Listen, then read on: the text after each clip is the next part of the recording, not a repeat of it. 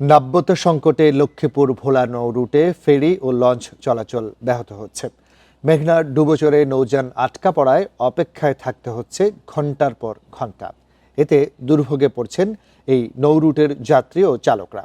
নাব্যতা সংকট কাটাতে দ্রুত ড্রেজিংয়ের দাবি তাদের।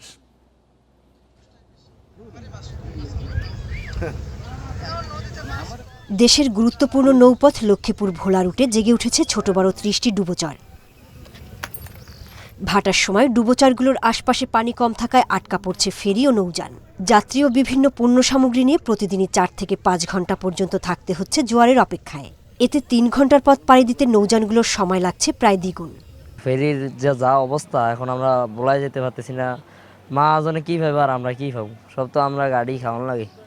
জোয়ার আসলে ফেরি ঢোকে, ভাড়া বললে আর ঢুকতে পারে না। যাত্রী লইয়া ফেরি কারে থাকে এবং আমাদের পণ্যবাহী গাড়ি নিয়ে ফেরিগুলা সরের মাঝখানে আটকে যায়। চ্যানেলের নব্যতার সংকটের কারণে অনেক জায়গায় ডুবোচর উঠছে এবং চ্যানেলের ভিতর ড্রেজারে কাটে একদিকে আরেকদিকে বালুচরে ভরে যায়। বিআইডব্লিউটিসি জানায়, চ্যানেলের মুখ শুরু হয়ে যাওয়ায় ফেরি চলাচল কষ্টসাধ্য। ঘন কুয়াশা আর ডুবোচরের কারণে দুর্ঘটনা এড়াতে মাঝ নদীতে নোঙর করে রাখতে হয় ফেরি। দায়িত্বরত ব্যবস্থাপক জানান, এ বিষয়ে ব্যবস্থা নিতে এরই মধ্যে কর্তৃপক্ষকে জানানো হয়েছে। ডুবোচরের কারণে আমাদের ফেরি আসলে জোয়ার ভাটায় ফেরি চালাইতে হয়। জোয়ার ছাড়া আমরা ফেরি চালাইতে পারি না। ভাটার সময় আমাদের ফেরি থাকে, মানে যাইতে পারে না আর কি। বিভিন্ন জায়গায় ডুবোচর আছে, মনে করেন যে খালের ভিতরে ড্রেজিং ওরা করতেছে, তারপরে মূল খালের থেকে চ্যানেল থেকে বাহির হওয়ার পর ওখানেও ডুবোচর আছে, যার কারণে ফেরি অনেক সময় ঘুরিয়া আপনার ফেরি যাইতে হয়।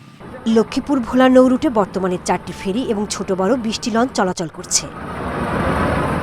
Independent news.